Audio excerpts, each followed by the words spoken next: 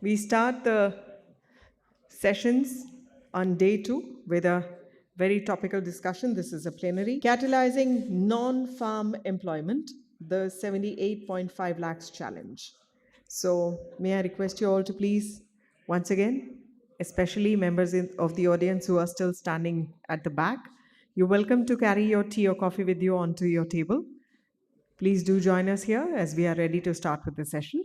It gives me great pleasure to invite Mr. Vijay Mahajan, as energetic and as charming as ever, our esteemed moderator for the session. He is founder Pradhan, founder Basics Social Enterprise Group, and CEO Rajiv Gandhi Foundation.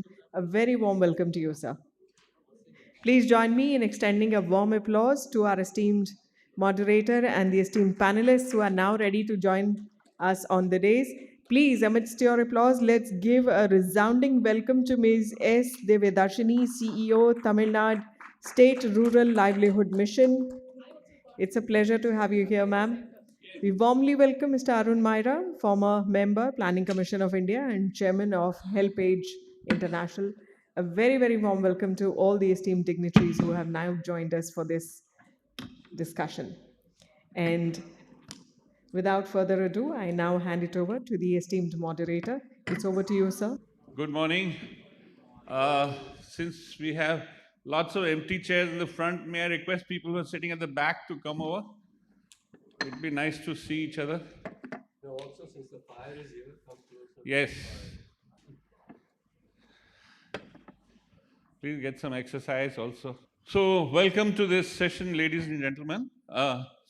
We have, by choice, two very different speakers sharing their experiences, and we were supposed to have a third participant, but I will pitch in both as a moderator and say something substantive. So on my left is Shri Arun Mehra, who, as you know, was a member of the Planning Commission for 5 years, and before that he's had a distinguished career in international consulting. But my most favorite part of my introduction of Arun is that he did an MSc in physics. So anyone who's done an MSc in physics, according to me, is eminently qualified to think about the world, because it's, you look at very complex and initially inexplicable phenomena and then try and reduce them to some level of certainty and explanation. So I love physics too. Uh, but more importantly, Arunji has been thinking systematically, and he's very much into systems theory, but he's been thinking systematically about the maladies of our times and what to do about it.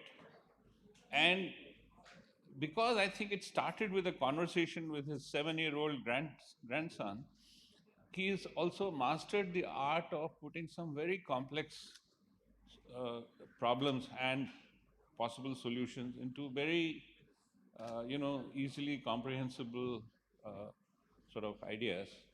And so, Arunji, look forward to your illumination that.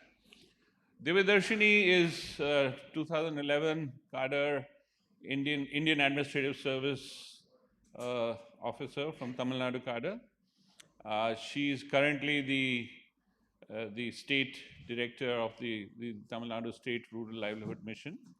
As you know, Tamil Nadu is both a pioneer in the women's empowerment work, both through the self-help group movement, but even otherwise, as well as it's the one state which made a breakthrough into what is called non-farm employment. An unfortunate phrase because it defines that whole sector in terms of what it is not. But nevertheless, Tamil Nadu, in fact, since then, no other state has really caught up with Tamil Nadu in terms of the farm to non-farm transition. There are some other states numerically, West Bengal and Kerala, which are similar in terms of percentages in non-farm, but in terms of the internal diversity of that non-farm sector. Uh, you know, Tamil Nadu is characterized by manufacturing, processing, and services. So we look forward to your insights from that combination. Of course, you don't have to confine yourself to Tamil Nadu, but a deep dive from the Tamil Nadu experience would be helpful. And my name is Vijay Mahajan. I am a general Khurafati of this sector for the last 40 plus years. And you've met me several times, so we will straight away plunge into the discussions for the day. Thank you, sir. बहुत हो गया. Right. So, as you know, the title refers to 78.5 lakh job challenge. Now, where did that number come from? It came from, if you've seen the economic survey, which precedes the budget, it came from that. Uh, uh, the uh, the survey is actually this time preceded by a 36-page infographic, which at least that one I recommend everybody to read. It's a very well done piece. Anant Nageshwaran, who's the CEA, has done a good job of making the economy comprehensible. The only thing is that all 36 slides are rah, rah, rah, rah, rah. I mean, if you look at that, then we are the world's greatest economy, doing absolutely fine.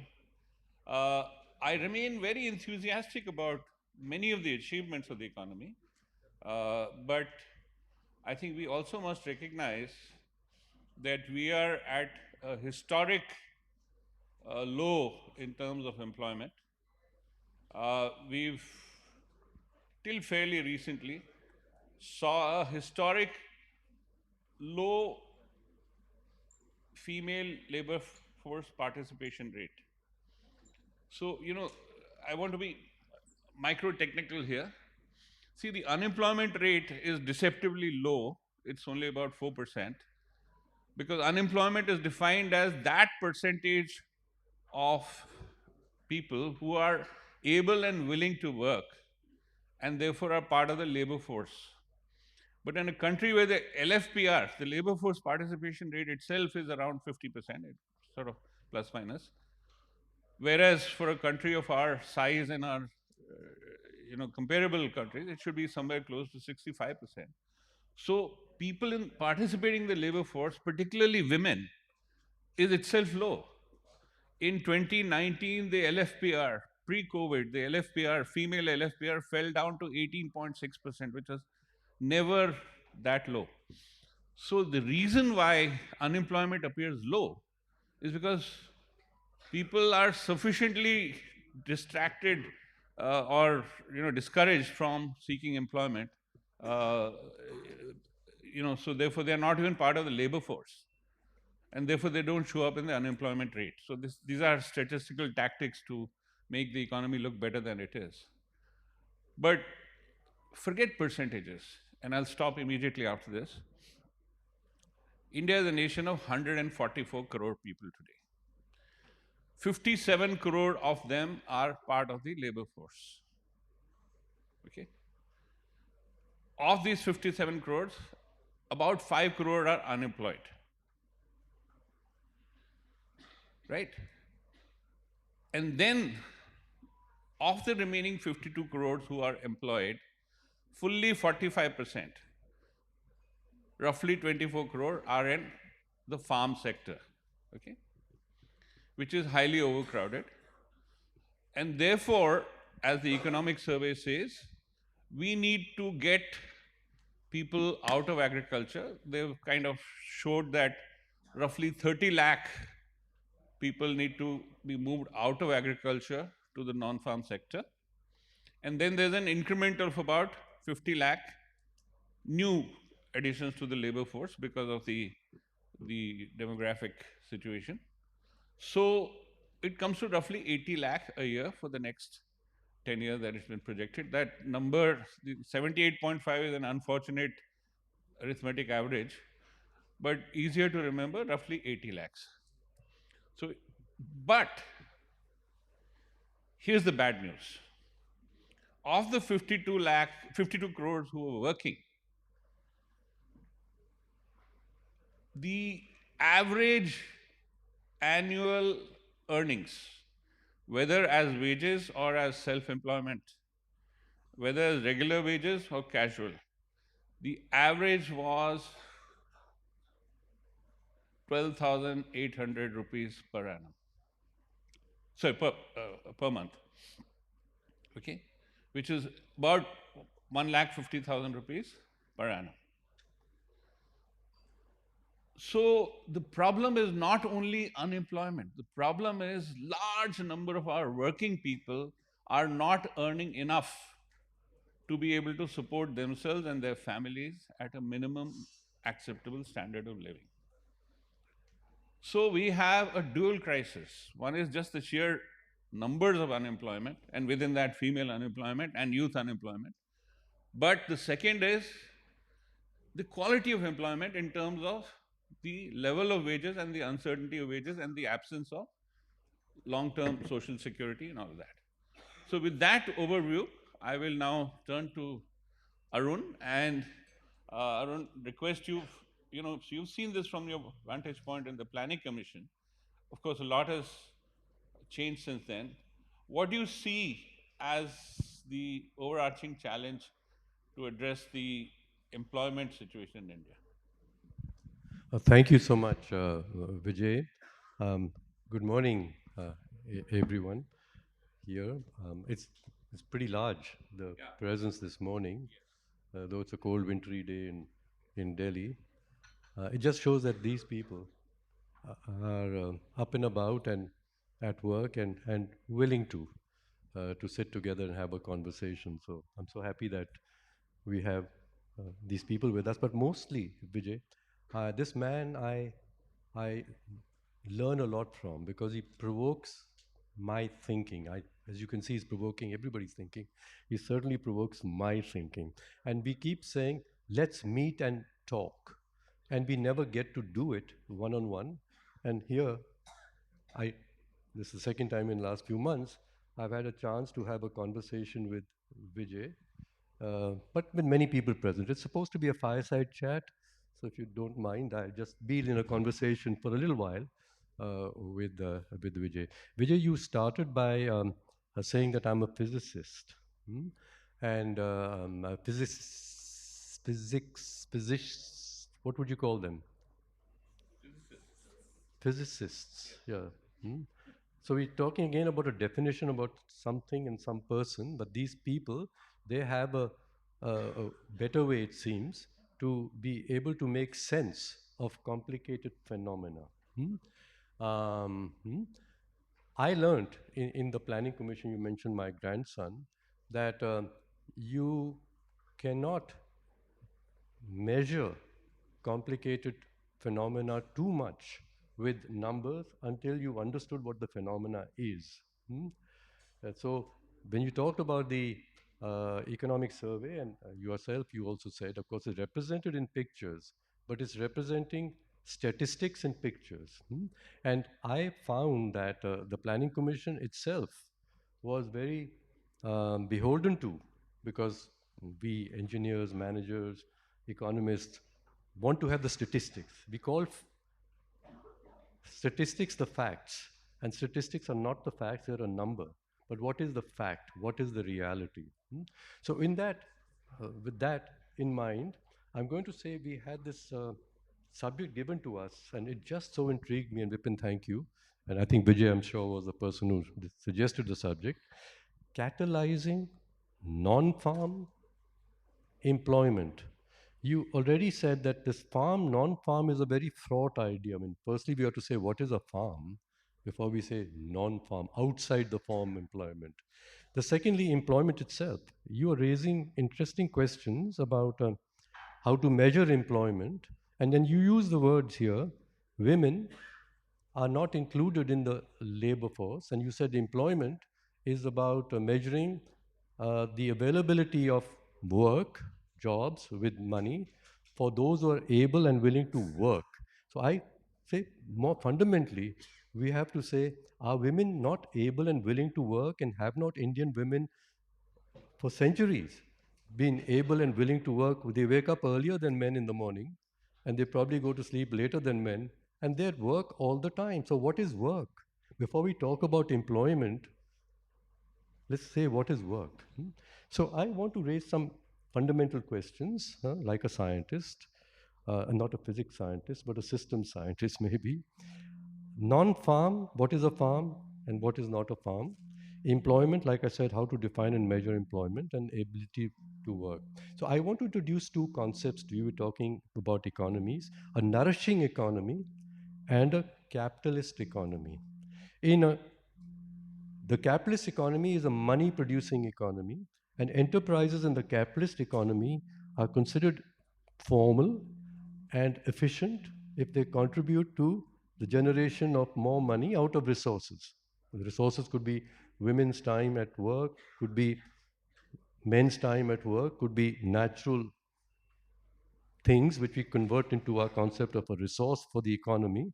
So the capitalist economy by design is about producing more money out of things which are not money. Hmm? Accumulation of money, which we then say we can take decisions in the planning commission, Niti Yoga, the CEO, how to deploy the capital, the money capital that's now available to the enterprise to do good, hopefully. The nourishing economy. Food production is an economy for the purpose of what? Not primarily for the purpose of producing money, it is for producing enough to nourish our bodies. And the caregiving, I'm going to call it economy, is about what? It is about providing care to people and animals, people who need care. And women do that and always done that much better than men do. Hmm? So, what do we want more about in the future? We want more of a money producing economy with a larger GDP, or do we want a more nourishing economy which produces enough for everybody's needs and nourishes the condition of society and families and communities and nourishes And nature. and coming to nature and the nature which sustains us. So think of there's a system, and therefore I'm saying on that side of it. And in this, Vijay, I now want to come back to this catalyzing the other world, raise some questions. Catalyzing is about enabling things to happen on scale. In some system is catalyzed to do good things and many more good things of the good things. The SDGs define 17 problems in which we require solutions, 17 of them, and they're interacting. You can't separate the climate and nature problems from the livelihoods problems, the economic problems, which are part of the SDGs goals. Nor can you separate the equity problem, which is one of the goals, or many goals it's implied. You can't separate these things and say, oh, I'm going to deal only with the climate, I'm going to deal only with the livelihoods or the jobs and the skills, or I'm going to deal only with the public services, education, and health, which I mentioned there. They all are interlinked into a system. Now, projections have been made, and people do that by looking at models and trying to convert them into how progress is being made with respect to improvement of the 17 goals and the pace at which. And so, if we then extrapolate, how long will it take us to achieve the SDGs? The latest estimate, or maybe a later one, which I gathered from these people who do it every year, was last year, which said by we will now, at the way we are going about it, we will achieve the SDGs in 2087. Now, please remember, unless we achieve them in 2030, we thought the world is going to break apart. Climate is going to get out of control. It already is. Social harmony is going to break apart, which already is. We are going to lose control over technology, which we already are. We have to please change the way we are going about approaching complex problems, which are described in the SDGs. So back to science and Einstein, who supposedly said, and many others have said, that if you keep trying to solve the problem that you have by working harder with the same form of solution that has caused the problem, you're mad. You're mad. So I want to come to this concept of scale, Vijay, and say that, we want results on scale. I do say that we don't want to have the outcomes on scale only. We want to have the scaling around, the spreading around of different ways of producing results locally. Locally, we are able to, in our own communities, nurture our environment, be nurtured by environment, nurture each other. We need local system solutions to these very complex global problems which are being solved by experts in their silos. And there's a natural way of thinking and there's a scientific way of thinking. The natural way of thinking, like my grandson and the children, they just don't categorize things so easily. I mean, they are all phenomena, and they say, if I put the match in my nose, then what's the feeling I'm going to have? They say, no, it's dangerous. That belongs to fire, and their nose is about something else.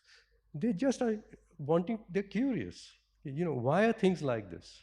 The why are things like this? Whereas in science, we break it down to say, well, you are an expert in subject physics, and within physics we've got now quantum and something, and these parts of the system don't know anything about the other parts. They don't even like talking to the other parts. And in the situation of health particularly, I really find this a big problem. Health specialities have become so narrow that the doctor that you go to, like my wife unfortunately went to see a cardiac person and she has been seeing, he said, well, I think at your age, is 81, I think you also need to go and see a neurologist because, yeah, you do get slowing down. Oh, I've got it, slowing down. Now she goes to a specialist, to the neurologist, who's never even asked, well, are you being treated with what medicines for the heart? And they're all very strong medicines. And she's going to get worse off. So I just stopped it. She said, but you're supposed to be modern in medicine. I said, no, I've learned something as HelpAge International, which I've retired from, by the way. I'm no longer retired this last month. You have to treat complex systems like nature, like our own health, like society, as systems which have parts which just interact with each other and support and nourish each other. And you cannot solve these global problems by breaking them into these silos and getting scientists and experts to solve them. We need to go back to the people, to the women who live in communities and say, what do you think? And Josna here will, yeah, my great friend from the Indian Forest Service, who just had gone up to Nirmala Sitharaman finally, though she's from the Forest Service, and said, no, you got to do something about the social stock exchange. It's just going to convert enterprises into numbers in a market, and then they're going to be considered good enterprises if they got a great unicorn valuation. And the unicorn valuation does good to whom? So I'll just leave it with that. Thank you, Arun, for giving us a systems theoretic view of things. All things are interrelated, even if they're apparently parts, they're parts of a whole. And having a holistic view first is important. Thank you for reminding us that. So I like to think of the world as if uh, as if one's knowledge was like a comb. So the comb has the horizontal breadth, which we got from Arun, which holds the vertical things together. But for the comb to work, you also need the verticals. And let me now turn to uh, Divya Darshini ji. Uh, I want you to, on purpose, take a very different view. Arun took a macro systems view. Because you're from the civil service, you worked in the districts. Currently, you're working as a state SRLM director. Give us a view from ground upwards. Is there a scope for catalyzing large-scale non-farm employment, particularly for women? And what can we learn specifically from the Tamil Nadu example, which is the only successful state which has made that transition? Thanks, Mr. Vijay Mahajan and also Mr. Arun Maira. Good morning to everyone. So I know Mr. Vijay wanted to call this session Bed and Breakfast so that we are all live and kicking to go the rest of the day. But the topic that we started today, catalyzing non-farm employment and enterprise economy in the rural. So how Mr. Arun Maira started it with dissecting what we're calling it with what is rural, what is non-farm, what is farm, and this is kind of a setting context. But actually, when you go to the field, it's quite different. They don't differentiate between farm and non-farm. They don't differentiate between rural and urban. And there's something called as peri-urban, which has come up now. We don't know what's the definition of peri-urban. So it's quite inquisitive when you go to the field, having an uh, theoretical approach on what are you implementing. But then when you go to field, your eyes are opened wide, because what's their perspective of running their ecosystem in rural is very different. So thanks for the credit that Mr. Vijay had given for Tamil Nadu and the efforts taken by the state. It's been 4 to 5 decades of hard work. So quite recently, I learned somewhere that the Tamil Nadu's journey has been quite interesting because of the policy decisions that the state had taken. I'm quite lucky to be from there and also working there. But learned that during independence, Tamil Nadu was in all of the parameters of development, uh, at least in the bottom five. And then the policies are the ones that made Tamil Nadu grow, at least in the top five now, if I can say. So the visionary policy making was one of the reasons, but that policy making had to come with understanding what the field was. So we're talking about farm and non-farm enterprises, labor force participation, women labor force participation. All of this, if I can put some numbers, because both of you spoke numbers, but if I can put some numbers on women participation. So I come from a different report. It says that roughly about some 5 lakh enterprises, sorry, so 58 million enterprises in India. This is a recent SPI report. So this says that there are 58 million enterprises in India. And can you imagine how many percent would be run by women? Anything from the audience? Any window? 5? Much bigger? Slightly bigger, maybe? 15. Okay, you're quite closer. About 14% of the enterprises are run by women. So that's about 8 million. Out of this 8 million, there's one more cohort that we can go into. How many are rural and how many are urban? So if you can take a guess at that number, so how many do you think would be rural percentage? 50? Maximum is anything more than 50. So what is maximum? 60, 80, 65.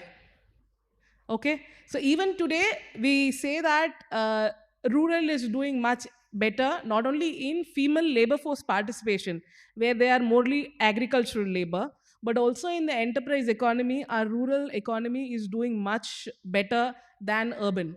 So that's a very, very positive sign. And we have few states competing against each other, also trying to flourish. There stands Tamil Nadu, Kerala, West Bengal, the states that Mr. Vijay said, Maharashtra standing closer. All of these states are trying to promote rural economy, rural enterprises in itself, and there are policies that Government of India is framing. There are schemes that are coming up, like in NRLM, which we are implementing. There is a lot of focus on enterprise promotion, and this enterprise promotion is again something that we are saying that we are trying to do what we understand women or the rural economy wants. But are we on the right track? I do not know. Even after being here for implementing whatever I have been saying for 2.5 years, but the journey has started. Maybe it's in the right path, but maybe we are a little off track. But at least the journey towards that has started. But what we are yet to see is that women enterprises, still though registered in the name of women, are mostly for the benefits that come with it. Are they run by women? Is still a big, big question mark. So we have to see that women enterprises can be promoted only by aggressive policy making, which ensure that women actively participate in enterprise promotion. And any of these enterprise promotions that we're talking about in the non-farm sector, even catalyzing them, will be only based on how growth has been in the farm sector. So unless and until we focus on what is happening in farm, and that being our primary sector, without value addition to that, we cannot go to enterprise in the secondary sector. So we have sort of fructified the farm enterprises, and now to go to a non-farm enterprises and a level above, maybe to service sector. Rural economy is also becoming another place where service sector is flourishing. most of your service sector industry is flourishing in rural economy, though urban becomes these pockets where it is being implemented, which gets its most coverage. Again, female labor force participation is something that we spoke a little good about. I think 50%. You said we have to be aspiring to 65%. But my personal opinion, I might That's the stand overall labor force. Female is much lower. much lower. Okay. All India, not in Tamil Nadu. All India. And Tamil Nadu, I think, is one of those top Better. states where it is there. But I'm still not happy with that, because labor force participation merely as agricultural labor is what comprises of this labor force participation also, where they get actively involved in decision making, how they are involved in actively running businesses or being there. I think there's a lot more to be done. But I think these kind of sessions that we're having today, where we are having open thinking on how policy making needs to go forward, how we need to think differently about what rural economy wants, is a good start. And we have to take the outputs from sessions like this, where experts come in and give their feedbacks, where experienced people like Mr. Vijay and Mr. Arun Mehra are here talking about how we need to do and approach policy making differently. Thank you. Thank you, Deva. Arun, if I may come back to you, although this will be a shorter round because we have only about 15 minutes left. So you give us a systemic view, but can you also now zoom down to any one example that you have in mind, particularly when you talked about the nurturing or the nurturant economy, how we can use that as the next, frontier to create new employment opportunities, which are also in alignment with our vision of what society should be, rather than think of the old style informal sector services or low-end manufacturing, which is, drives people back to 12,000 rupees a month. Thank you, Vijay. As she was speaking, I was realizing that, she and I and you think alike, but the language that we tend to slip into using is the language we should question.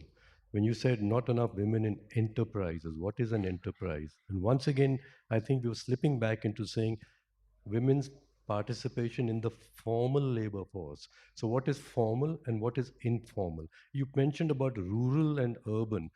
We are realizing you cannot define that boundary and should not define that boundary too sharply.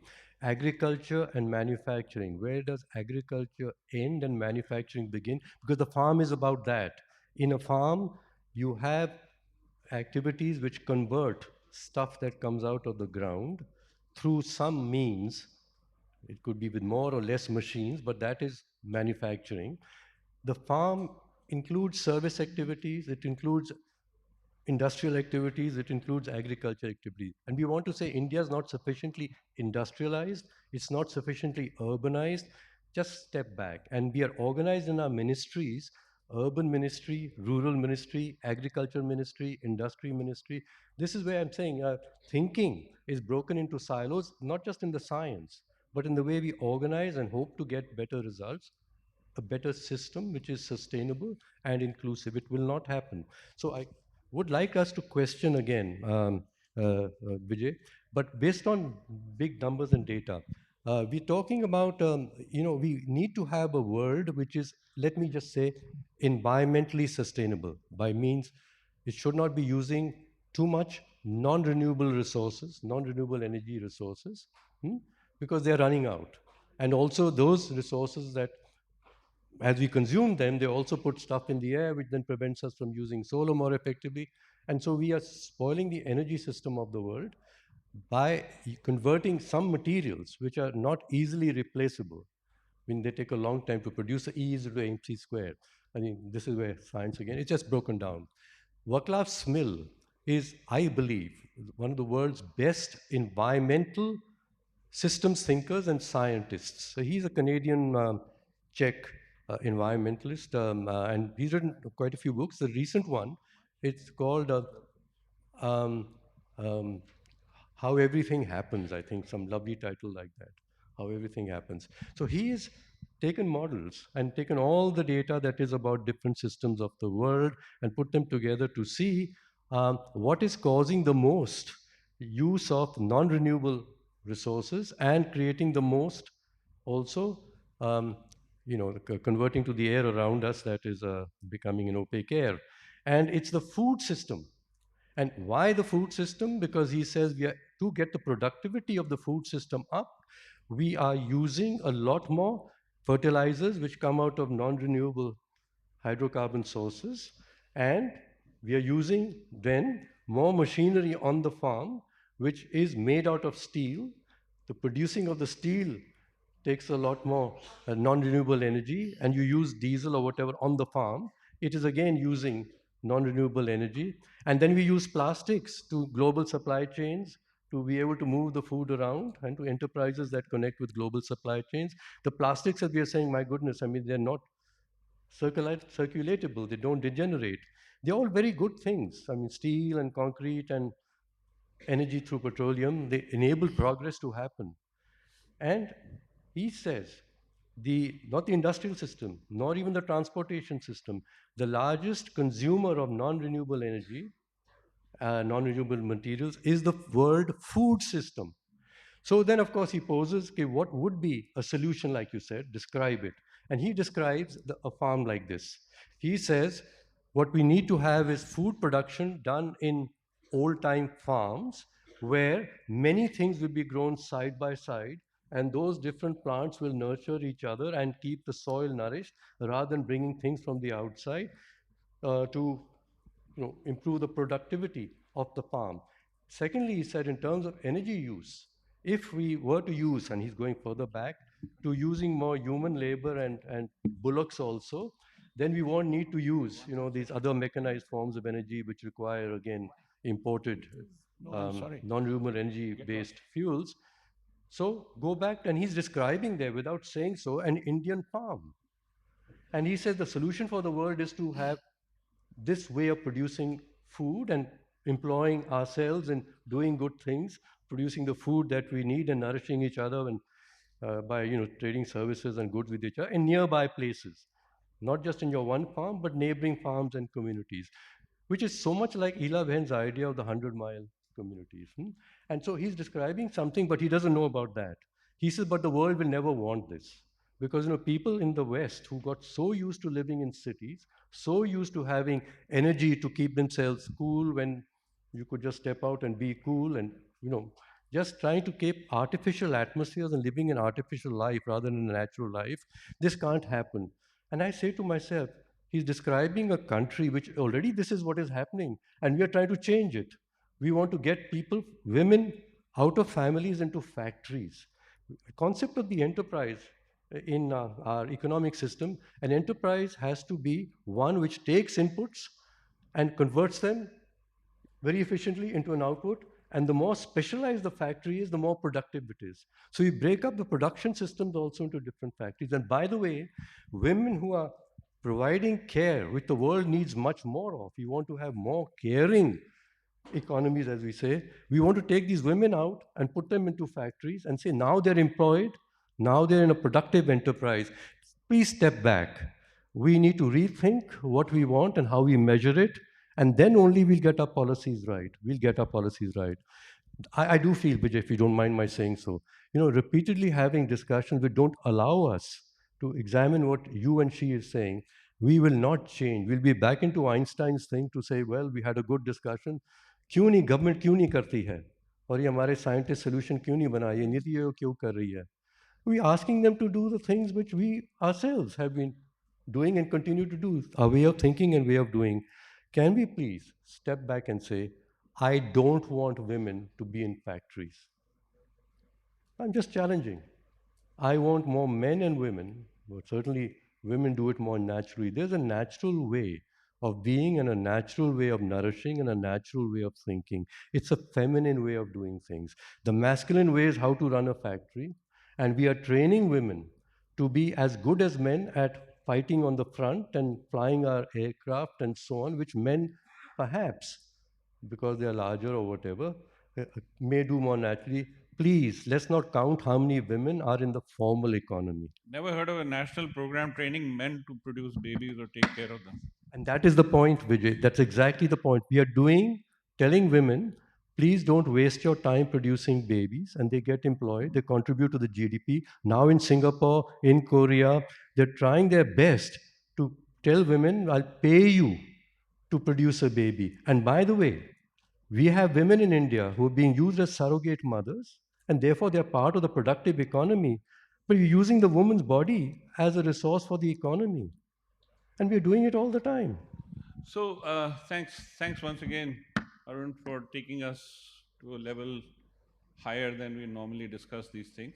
It's very important. The same National Sample Survey organization which does the periodic labor force survey data, from which we give all this LFPR and WPR and unemployment data. The same NSS also in 2019 did a time use survey for households, where they measured what a household was, every individual in the household was doing every 30 minutes. And if you look at that data, women are working all the time.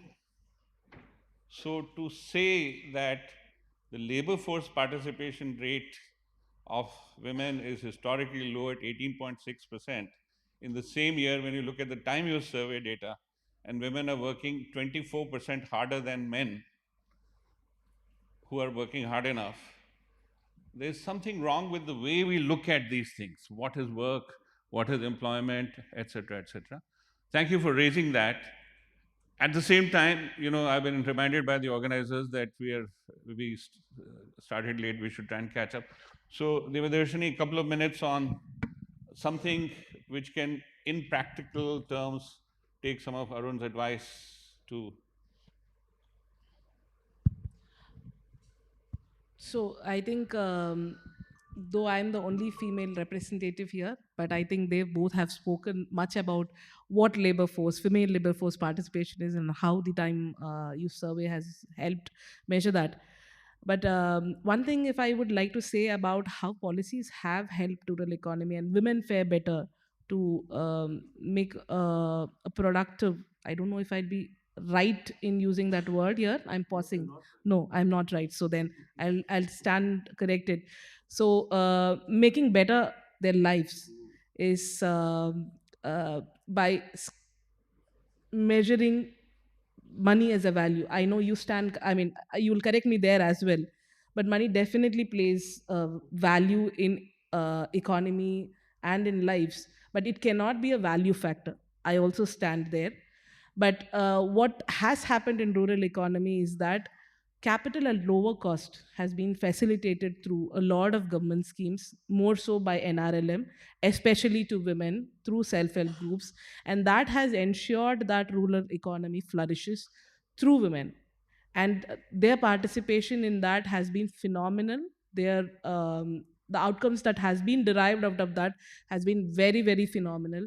And where it has been put in, as you said, farm, non-farm, service does not matter, but where it is taking us is definitely towards non-farm, because at how agriculture is failing us, the dependencies, the lot of uncertainties in agriculture many a times is also making rural economy move itself towards urban economy, and more so non-dependent on agriculture.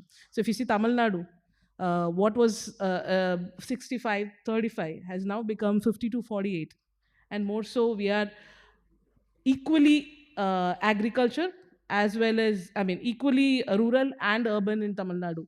So the bridge is actually the line is becoming very thinner. So what we are going to looking forward is going to be very, very different when we design policies. As you said, the thin line can never be measured. What has to happen is that we promote more what people want. Money, if it can be infused in whatever means, is going to be as a factor that's going to change and add value to how people uplift themselves from their places wherever they are. And that can be through enterprise economy, and agri and rural economy is going to play the biggest part, because you have women labor force participation higher in urban, in more formal sectors, as you say, though informal in rural. But I think rural economy is the path which has everything in it for India's GDP to grow multifold. Thank you. Thank you. So since we started at 9:45, and this was supposed to be a 1-hour session. It's only 10:32 now. So do I have your permission to speak for 5 minutes? Another 15 minutes. Thank you. So we won't do 15, but we'll do 13 so that we stay within our 60. So at this stage, I'm taking off my Sutradhar hat because I also feel and think deeply about the same set of issues, and so I do want to put in my 2 bits worth. So first of all, the number 78.5 lakh has come out of 2 parts. One part is roughly 30 lakh who have to be moved out of agriculture as per received wisdom that as the country develops, people get out of the farm sector into the non-farm sector. And the 50 odd lakh is the increment to the labor force, all of which is therefore supposed to work in the non-farm sector. Now, there has been serious debate in India about when people move out of the farm sector, should they go into manufacturing or should they go into services? Traditional economic growth requires transition from farm to manufacturing and then services. India has leapfrogged. We are a services-led economy. In fact, this is the first year where even our exports, service exports, crossed merchandise exports. So that's the ultimate proof that we are a services economy. And there's been a lot of debate among economists on that. But I think that to go back to the economy of nurturance that Arun mentioned, and the crisis in the agriculture sector that you mentioned because of global warming and other factors. Actually, there's a sector that we as a nation have complete aphasia about. Aphasia means, unlike amnesia, which means bhul jana, aphasia means not even being aware of. And that is, we have neglected our natural resources, our jal, jangal, zameen. We have not only neglected them, we have overexploited them for the last 100 years. And it's reached a point where it's not sustainable. As a nation, we need to reinvest in our jal, jangal, zameen. I have a whole detailed calculation I won't sort of go into right now, but we need to invest roughly about 4% of our GDP every year for the next 10 years. And if we do that, in the short run, we will generate roughly 8 crore jobs per annum in doing Jal Jangal Zameen restoration work. And a lot of it is skilled work. And this is not digging earth and piling it up. This is work like becoming para-botanists. This is work like ground surveyors. This is work related to para-veterinarians and stuff like that. This is work related to organic or at least natural farming, producing biofertilizers, renewable energy, solid waste recycling, even in rural areas. This is all new skills. And after that reinvestment in Jal Jangal Zameen is made, the productive potential that it would unleash and the stabilization in agriculture that it brings, as we've seen in thousands of micro projects, will actually reduce the need to move people out of agriculture at the rate that is needed right now. So the nation is suffering from an aphasia about nurturing its natural environment, and the sooner we take care of it, the better will be both our employment situation as well as our long-term survival situation. So that is one. The second part of nurturing is human beings. Our lots and lots of sectors have dramatically improved, but education and health remain still low performers. And these begin close to the home, close to the neighborhood. By the time you have to go to All India Institute of Medical Science, something is seriously wrong with you. That's not the healthcare sector I'm talking about. By the time you have to go to IIT or IIM, you're already 1% of 1% of 1%. I'm talking about the 99%. So that education and that healthcare system is the primary one, and that's in the neighborhood. And that needs to be completely and totally revamped. And that is human labor intensive. Taking care of children still can't be done by AI and will never be able done by AI. Taking care of older people, of the disabled, of those who are unwell, cannot be done by AI, however much it progresses. We require NI, natural intelligence. We need NE, actually, natural empathy.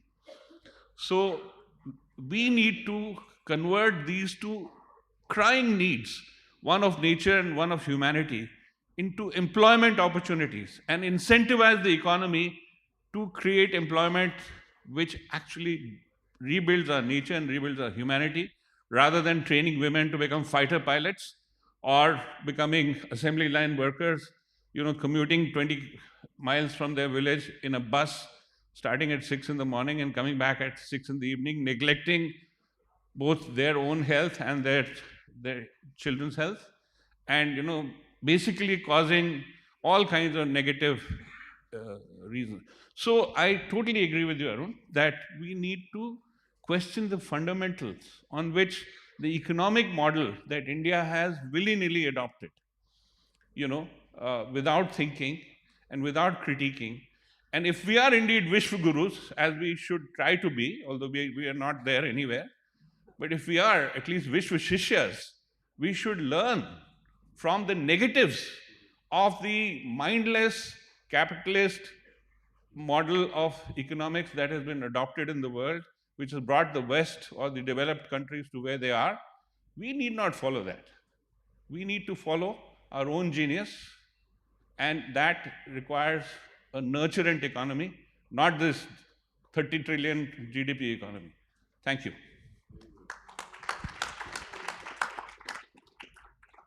Thank you. The session is over. Thank you. And in time, madam. Thank you, sir. Thank you And so I much did for not that. appreciate you telling me 20 minutes ago that I should finish in 3 minutes. No, I'm done. May I request you to stay back, please? We would like to present a small token of our appreciation and thanks. We'd like to thank our esteemed moderator and the esteemed speakers of this session. We thank Ms. Devidarshini. We thank Mr. Arun Myra. Thank you, sir.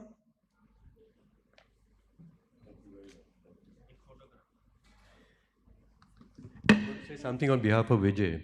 When you gave him the tag at the beginning, he said, please, if you're talking about nurturing and taking care of the environment, don't do these things. I think he was a bit offended once again that there's going to be more paper, more cardboard, and more stuff, rather than saying just thank you. So I'm just acknowledging that you wanted to thank him too. Thank you. Thank you, sir.